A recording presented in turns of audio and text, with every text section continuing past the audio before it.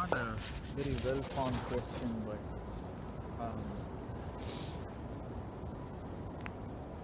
seems to me we often in non-dual practice we often talk about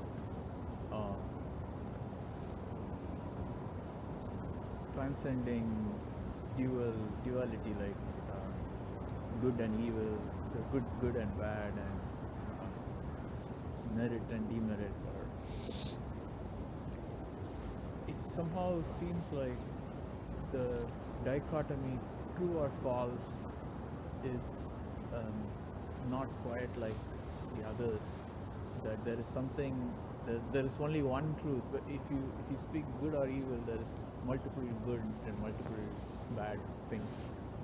Whereas when it comes to true or false, it's not exactly a duality. There is one truth and there is multiple falsehoods. And I don't know if that is accurate, because one could even argue that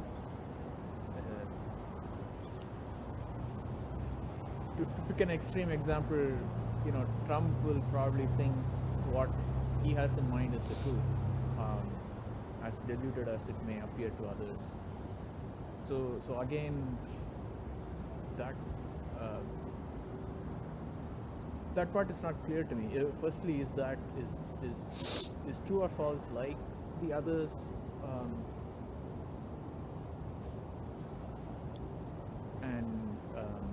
And yeah, if is there something special about truth?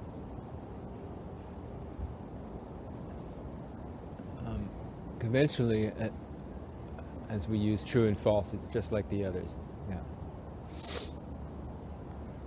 So that means what you think is true is only your thinking. It's not true to the way things are in some imagined. We imagine there's an outside objective reality separate from our consciousness. And the non-dual vision is saying there isn't some outside objective reality separate from your consciousness. There's only consciousness. So your idea about what you think is true is simply your thinking of what you think is true. That's all it is. And what you think is false is simply your thinking what you think is false. It's the same as virtue and non-virtue and good and evil and the rest of it. It's simply your thinking. And your thinking is only your thinking. We think that our thinking applies to the reality, but it doesn't. It's just our thinking. So the only exception I'd make is there are some times people want to use the word truth. For example, and I should be an authority on this because my name is Satya. So the real meaning of Sat is not truth like an idea, like this is a true idea versus someone's false idea. It's actually isness, presence. That truth is actually true. But only in the sense that it's not an idea. If you make an idea about it, that's not true. It's not so much that it's not true, it's just your thinking. So the only way we can talk about some kind of an objective truth is if we mean something that's not an idea.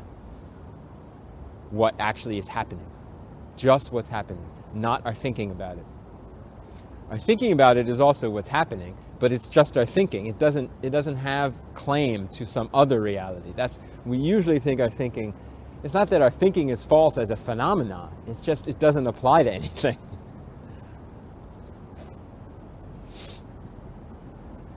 So, if Trump thinks he's right about something, he thinks he's right about something.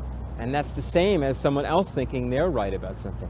Now there might be, if it's a factual relative thing, then there might be some kind of agreement among society that when a certain phenomena looks a certain way, we all say this, and one person is saying something different, they're just saying something different, I mean, I can And see logically, if you accept certain parameters of an argument, someone could be making a mistake in proceeding in logic, and someone else could not be making a mistake in proceeding in logic. So in that relative sense, we can say someone's doing something more skillfully than someone else.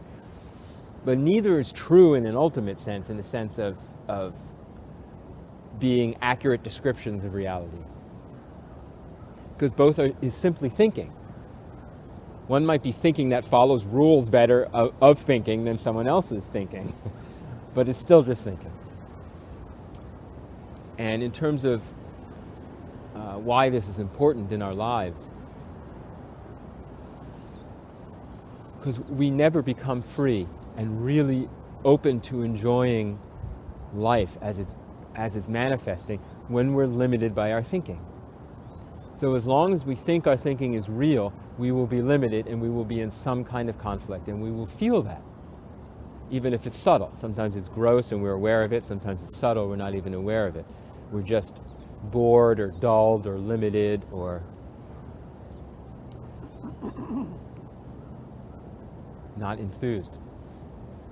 When the limits of our thinking drop away, enthusiasm naturally arises. Not necessarily jump up and down and scream enthusiasm, but a natural joy, a natural engagement. Connection with God. What's that? Connection with God. Connection with God. I mean, being God. Being God. So when you think you can't be God, there's separation from God. That's the essential suffering we have, right? Whether we use the word God or not. We feel left out and alone and cut off from something more beautiful, from some source or something. That's because we believe our thinking. Primarily the thinking that I am a separate person. And all the things connected to that, but that's kind of the core of it.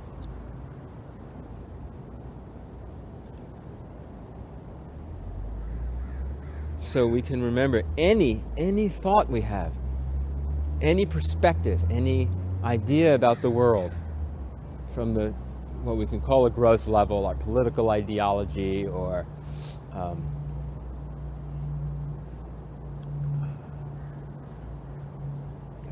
moral sense and all this stuff, to the very essential thoughts of I am a separate being and there is space and time. All those things are simply the phenomena of thinking and not accurate to reality. And because of that, they cause conflict.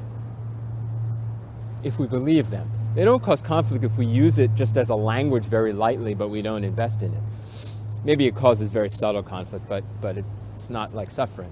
But when we believe and invest in that thinking, then we start to feel the real suffering of that conflict, of that separation. So when it's hard for us to believe that there's no true or false, and it is most of the time when we're thinking, it's hard to believe that. We can just recognize that as that's how much I invest in thinking that my thinking is real. Real meaning applies to some kind of objective world, even that there is an objective world.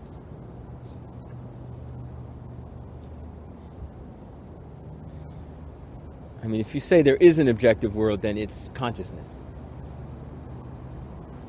But usually when we say an objective world, we mean separate from our consciousness, out there. But we never encounter that. Why are we believing that total fantasy? We never experience that, but we so believe it. All we experience is consciousness, but we so believe we're experiencing an outside world. But when we knowingly utter falsehood or knowingly, then it seems we are doubly removed from that, because we also... It's just a game. If you say something you know is false in a conventional sense, you are participating in a conventional game and breaking the rules on purpose. That's all. It's no more or less close to ultimate reality. It has nothing to do with ultimate reality. It's just whether you're playing a conventional game or breaking the rules of a conventional game. And that has feeling repercussions. I mean, because people expect you to play a game and then you don't play the game, and people feel uncomfortable, and I mean, it has real feeling effects, but it has nothing to do with one being more close to reality. You're always in reality. When you lie, your lie is a phenomena of reality. If you play the game and say as truthfully as you think, conventionally speaking, that's also the play of reality. Neither of them has claim to some objective truth. So why is it one of the eightfold, I think, to speak... The Eightfold Path? Yeah, speak the truth is one of them. It's just a convention, because usually when we break that conventional rule and say something that we know is not the way people understand speaking truthfully, usually we have a selfish motivation. We think we're going to get some pleasure or happiness from manipulating people, and we're not, so we should stop the habit. So that's a way to stop the habit.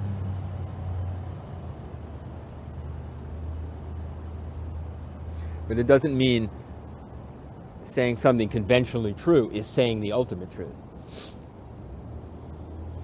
But when we in a conventional sense lie, we tend to be involved in a more unwholesome state of mind.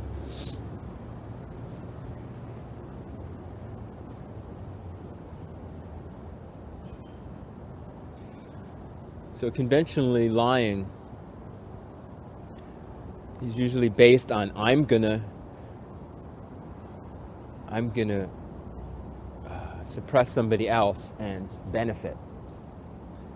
So it's based on the separation of yourself, and this will never lead to happiness.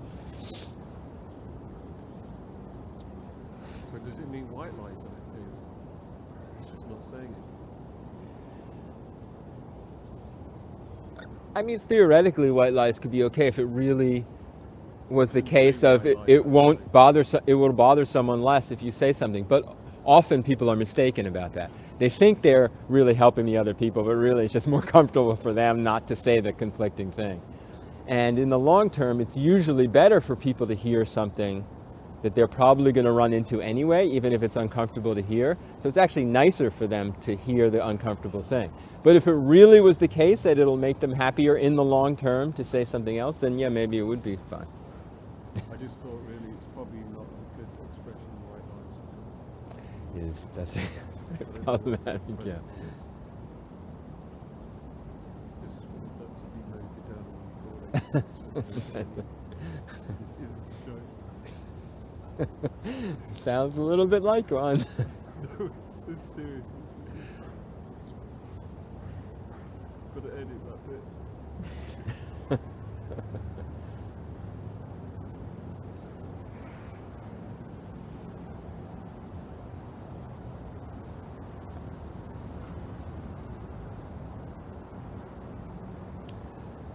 This is such a endless, really joyful. If your mind is clear about it, it's this joyful, endless path of recognizing your thinking and realizing it's not true. That's our practice in a nutshell.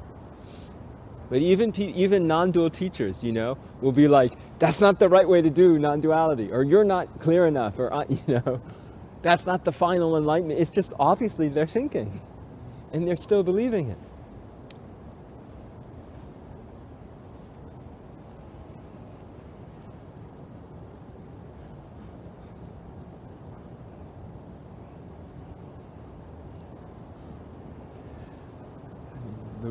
The most wholesome, I would say, use of spiritual talk is just to help people question and realize, I don't know at all. It's not that I'm separate from truth. We can experience, we are truth happening. That's the satisfaction. That's our door to contentment. We are it, but we can never know it. We can never stop being it, but we can never know it. Your thought can never be right. at such a relief when you see the beauty of that. But we've been taught from a young age, I mean, you have to think about, our whole society is based on the separation of the self. That's why it's so hard to navigate how we should live. You know, I live a certain way that's pretty unusual, and all of us here live pretty unusually in different ways, and it's really hard to navigate, because you start down the path of non-duality or awakening, and you realize society, conventional society, is completely set up the opposite. It's all about separation. So one example is when we're little children and we have natural non-dual awareness, we're just enjoying and engaged with truth as it's manifesting. But we're taught by our parents, you have to be right, not wrong. We're taught that at such a young age. You have to do correct and not do bad. And that, it must be such a, you know, I don't know if I have such a clear memory of that, but it's such a sad limitation and weight put on us. Be right, not wrong. And then we start, I have to be right, not wrong. I have to find the right thing and reject the wrong thing. And we start this constant dichotomy we have in our heads that we carry with us for the rest of our lives. I'm no good, and shame, and all of that, and our pride, and I'm so good, and I'm better than these people, or they're better than me, I'm depressed, I'm late. All this stuff comes from this essential, I'm this particular person with a certain amount of merit by making right decisions and wrong decisions. We're so imbued with this from such a young age.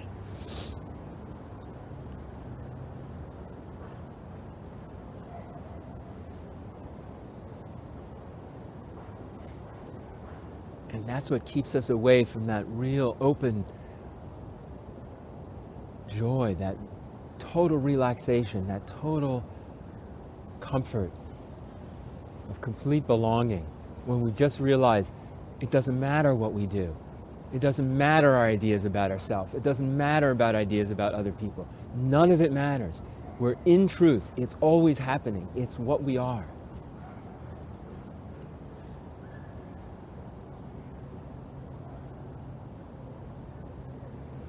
There's not going to be something later. So when we first contemplate that, it feels depressing. We're not going to get something later. We have all these hopes for attaining contentment in the future, our lives working out, but they're not going to work out. That's actually such a relief, because then we realize, it's working out now. I'm just not giving attention to what it is, because I'm thinking about making things work out in the future, being right and wrong.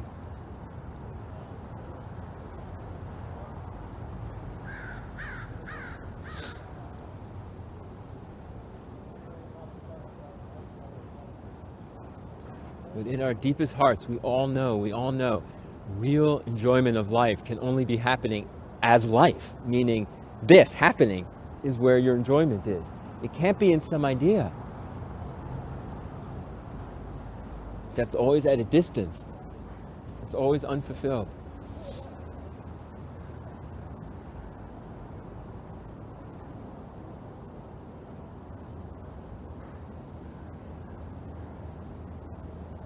We'll never get there, you know. We all want to end suffering, human and animal, and save the environment, and make all the politicians good, ethical people, and all this stuff. It's never going to happen. But it doesn't need to happen. It's all a play of something already complete.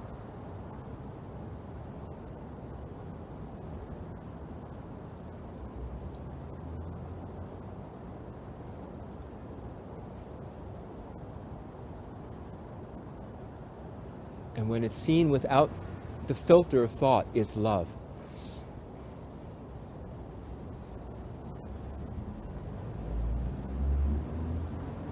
Because it all belongs. Because nothing's in contradiction with something else.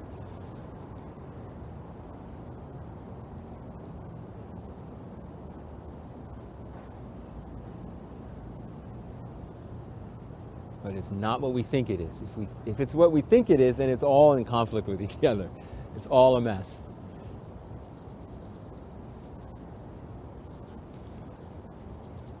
And it's all going to die too.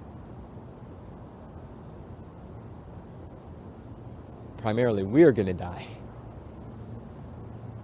But without the filter of thought, there's no death.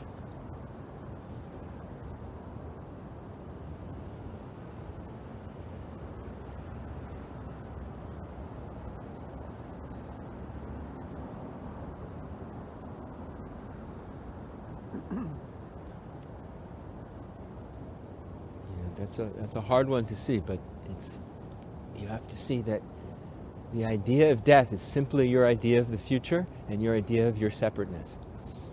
Without those ideas, it doesn't make sense anymore.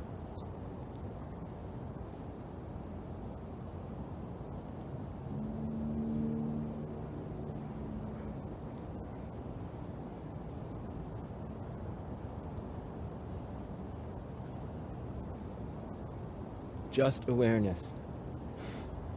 Just awareness with all different forms and displays and changes, apparently.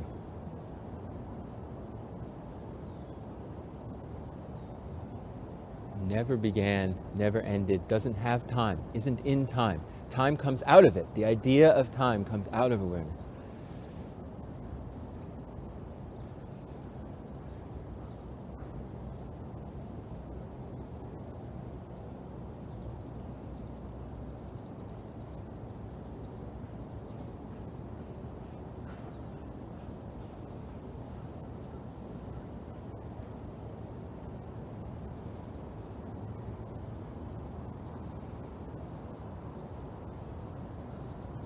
So even time and space are just ideas. You can see how all the other ideas, we think this is true, this is false, it makes no sense.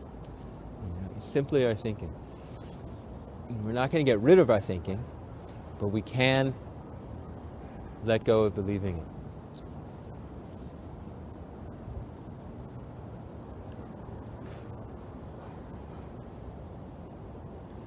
Not only can we do very frequently, but depending on our spiritual maturity, we recognize that more or less.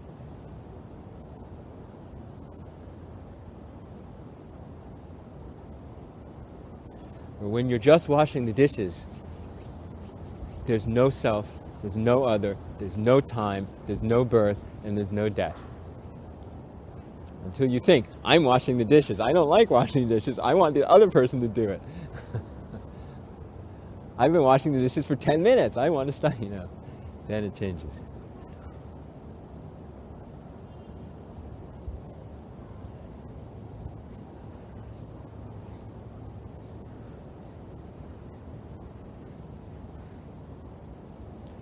It's so easy, in a sense. It's so easy just to receive.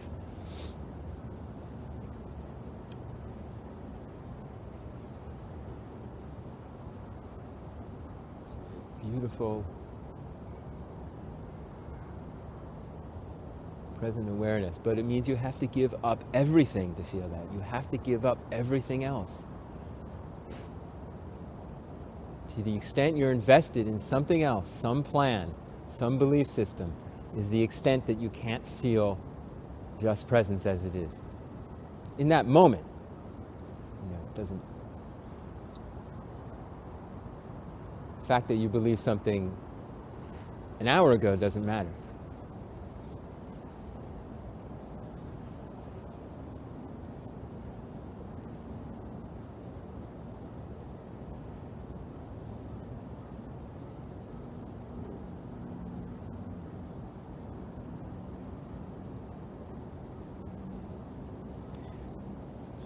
I don't know how to teach a child not to have that. You're in that situation.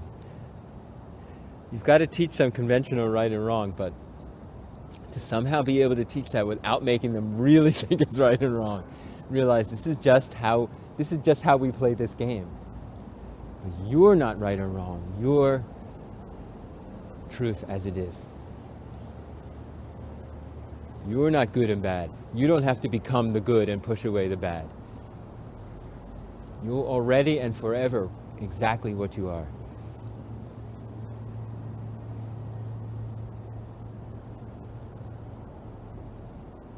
But I think if the parent knows that it's just relative and it's just a game, I think that energy will come across. If the parent really believes it, that energy will come across too, to the child, you know.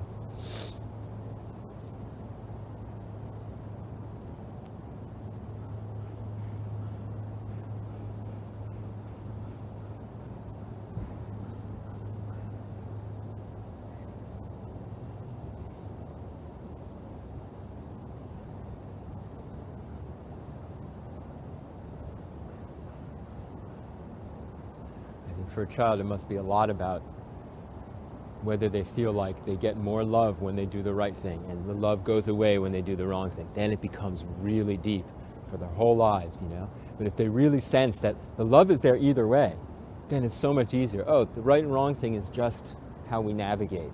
It's not so heavy.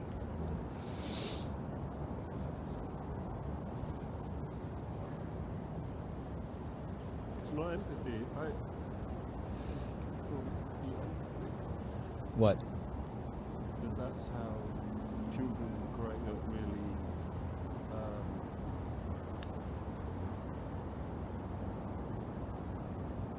unless it's a rule, if they really get connected with the reasons why they're going to do something, would do something in terms of beyond the rule aspect. It's Yeah. So ultimately, any worthwhile relative rules will have to do with recognizing your oneness with the other, that there isn't an other, that your life is made up of all beings in your experience, and not to separate. But again, you don't want to make that feel like if you do separate, you're bad. You know? Because then the teaching is hypocritical, right? Because then the parent or the teacher is teaching separation. If you do bad, you're separate, and then you're teaching that you are separate from all other beings. If you give unconditional love, whether they're right or wrong, there's that sense that you always belong. And then they can get that lesson. Everyone always belongs. And then naturally they can do, in the relative sense, the more wholesome kind of thing.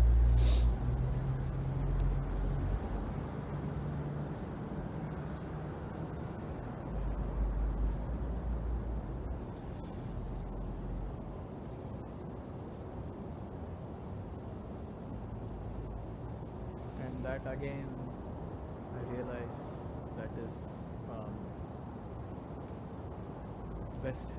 best happens if you give up your own thinking, because it is so hard to let go that this is the right way to do it. Yeah. That thought. Exactly. I mean, that's always the best influence we are on others, and best teacher we are is how much we're practicing that thing we're trying to convey. So non-separation, it's another way of saying empathy.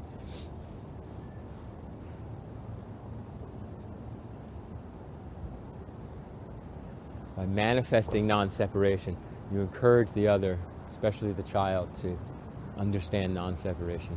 And that really takes care of everything. There's a famous quote from St. Augustine that Rupert Spira likes to use. That's when St. Augustine, I don't know about St. Augustine, how clear or not clear he was or anything like that, but this is a nice quote, which I'm not going to get accurately, but he was asked about ethics, and ultimately said, love and do what you want. Love, which means recognize no separation. We all belong. We're all one thing. Understand that, and then you can do what you want. Everything will flow ethically from that, in the deepest sense, whether it's conventionally recognized as ethically or not. And the same teaching of Jesus or Buddha or whatever we can say.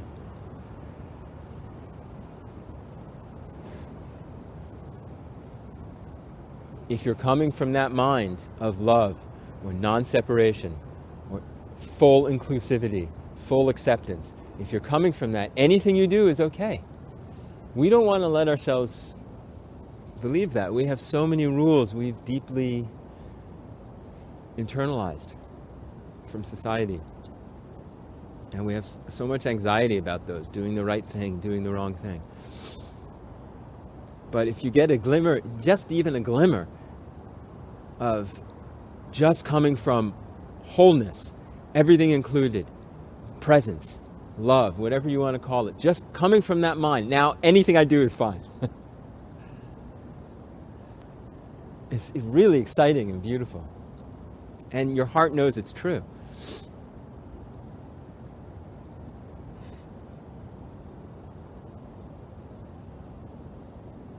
It's not even you doing it then. There's no person there to be right or wrong.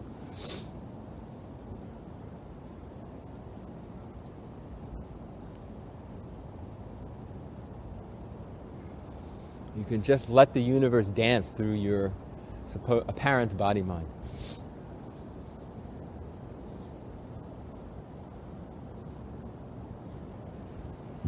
You understand? I think it's important to understand why I say apparent body-mind. Even body-mind is an idea. It's not really true. There's just what's happening, which is sensations. That's why, Douglas Harding and his whole teaching about that we're headless, the headless way, and we have sensations, yeah, but then we apply it with the idea. That sensation is coming from my pinky. It's just sensation. It's just visual field. It's just audio field.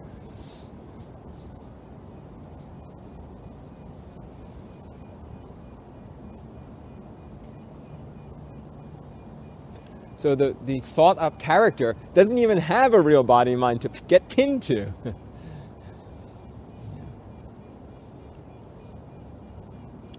It's pinning one idea to another idea. Our memories and our future projections pinned to the idea that there's this separate body-mind.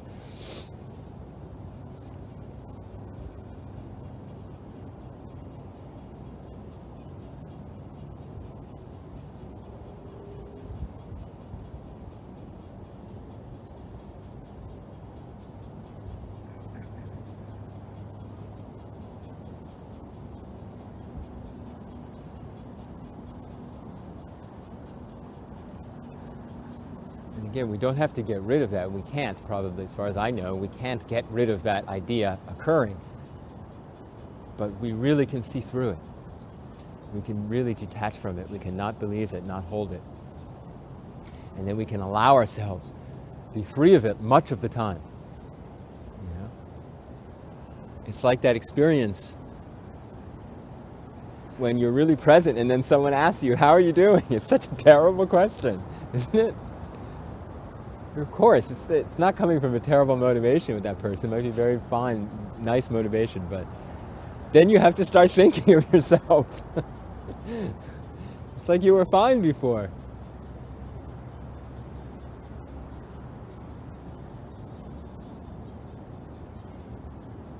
But that's how our society is set up. It's so based on the separate self, navigating in this subjective world. And making the right decisions and wrong decisions. How are you doing? Did you make the right decisions?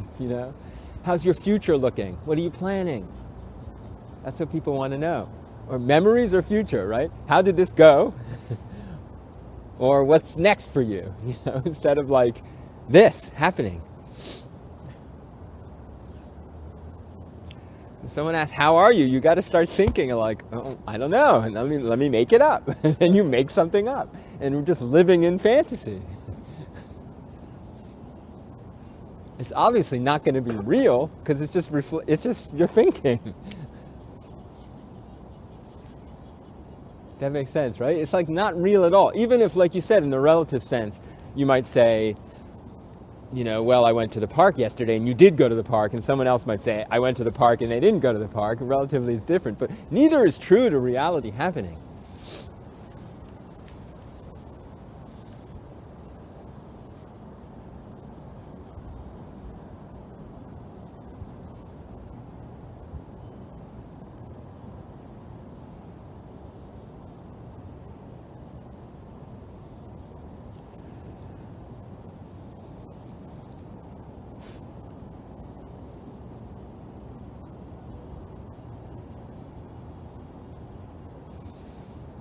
So sometimes I'm starting to try not to answer that in conventional ways. You know, you don't want to freak people out so much. They don't understand what you're talking about. Andy heard me yesterday say. Because sometimes I say when someone says, how are you? I say, I don't know. It doesn't mean like I don't know how I'm feeling. It means like I don't know how I am. No one knows how we are. Here we are. It's a mystery. Even how are you feeling, you're not really going to say how you're... What does that even mean? Like, which second? We keep changing how we're feeling. Like yesterday, I remember feeling depressed. Are we supposed to talk about that? Why is that more important than something else? I mean...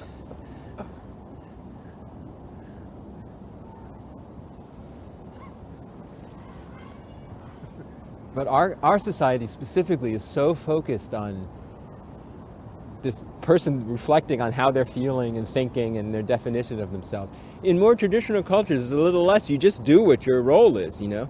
That has its problems, but a little less self-obsessed, a little less obsessed with the character, a little more belonging to a larger group and a function of society. That's also limited, of course. In awakening, we just belong to the infinite, but I mean, we always belong to the infinite, but in awakening we taste that. But even just belonging to a larger group or society makes it a little, I think, a little less depressing. I don't know what societies that are really focused on the self. A lot of anxiety and depression, you know. A lot of isolation and loneliness.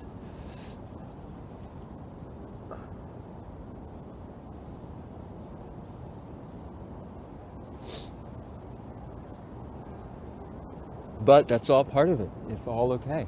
You know? That might be a beautiful step.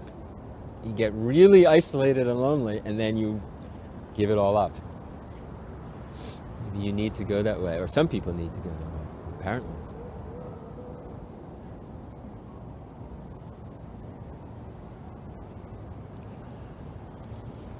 I think that's a pretty common experience. You know, you go to one extreme and then you're released into another. You can't continue with that anymore. It's obvious, so you finally let it go.